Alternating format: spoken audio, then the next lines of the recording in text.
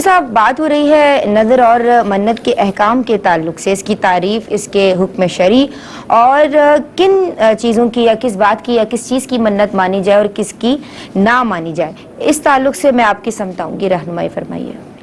بسم اللہ الرحمن الرحیم، صلی اللہ علیہ حبیبی محمد وعلی آلہ وصحبہ وبارک وسلم۔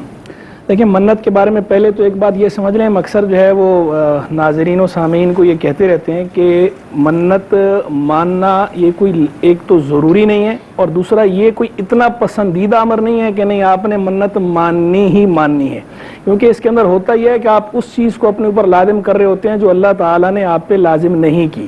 ہاں، جب آپ نے مان لیا پھر تو اس کو پورا کرنا ضروری ہے، اور منت ماننا جائز بھی ہے۔ اس کے جواز میں ہم کلام نہیں کر رہے، جائز چیز کی منت ماننا جائز ہے، لیکن بلا وجہ عادی نہیں ہونا چاہیے ایسا کہ جیسے بعض لوگوں کو عادت ہوتی ہے کہ تھوڑی تھوڑی بات پہ جو ہے وہ منت ماننا شروع کر دیتے ہیں۔ کوئی یہ طریقہ نہ تو بزرگان دین کا رہا ہے، نہ یہ طریقہ صحابہ کرام علیہم رضوان کا رہا ہے، نہ یہ طریقہ اہل بیت اطہار کا رہا ہے، نہ یہ طریقہ حضور جان عالم علیہ الصلوۃ والسلام کا پسندیدہ ہے کہ اس طرح لوگ نظر اور منت جو ہے وہ کثرت سے مانیں۔ کسی نے مان لی، ماننا ضرور ثابت ہے، صحابہ کرام علیہم رضوان سے بھی ثابت ہے نظر ماننا، لیکن ایک ہے کسی خاص موقع پر کسی خاص شخصیت کا نظر ماننا، اور ایک یہ ہے کہ اس کا عادی ہونا، بار بار جو ہے منتیں ماننا۔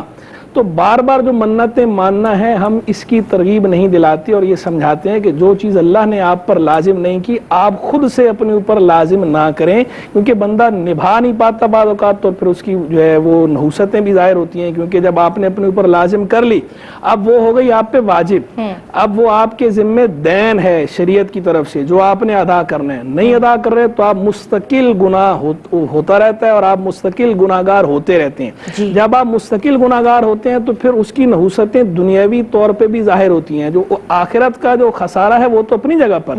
دنیا کے اندر بھی جو ہے وہ معصیت کے گناہوں کے آثار جو اس کی نحوستیں ہیں، وہ کبھی انسان کے رزق میں وہ نحوست ظاہر ہوتی ہے، کبھی انسان کے بدن میں نحوست ظاہر ہوتی ہے، بیماریوں کی صورت میں، تکالیف کی صورت میں، کبھی دیگر مشکلات پریشانیاں، وہ نحوستیں پڑتی رہتی ہیں۔ تو اس لیے اس طرح کی نحوستوں سے بچنے کے لیے بندے کو معصیت سے بچنا چاہیے۔ ویسے تو نحوست ہو یا نہ ہو، معصیت سے اس لیے بچنا ہوتا ہے کہ یہ معصیت ہے، اللہ رسول علیہ الصلوۃ والسلام نے اس سے منع کیا ہے، اس سے ہم نے بچنا ہے۔ اول تو ہم نے اس نیت سے بچنا ہے۔ ثانیاً یہ ہے کہ بھئی اس کی نحوست بھی ہوتی ہے، اللہ رسول نے بھی منع کیا، اور پھر اس گناہوں کی نحوست بھی ہوتی ہے، تو اس لیے ہمیں گناہ سے بچنا ہے کسی بھی۔ تو ویسے ہی ہمیں گناہ سے بچنا ہے، تو جا کے ایک چیز وہ ہے کہ ہم نے نیکی کے کرنا چاہ رہے تھے لیکن نیکی کے بدلے میں ہم نے گناہ لے لیا اپنے اوپر کہ ہم نے پورا ہی نہیں کیا اسے۔ تو جو ایزیلی نبھا سکتا ہو، جس کے اندر طاقت ہو، وسعت ہو، کر سکتا ہو، کبھی اس نے کسی خاص موقع پہ منت مان لی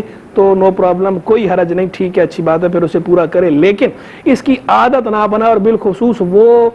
بندہ یا خاتون کہ جو ایزیلی نہ نبھا سکتا ہو، اسے تو بطور خاص احتیاط کرنی چاہیے کہ ایسا نہیں کہ پھر آپ کی جاں بخشی نہیں ہوگی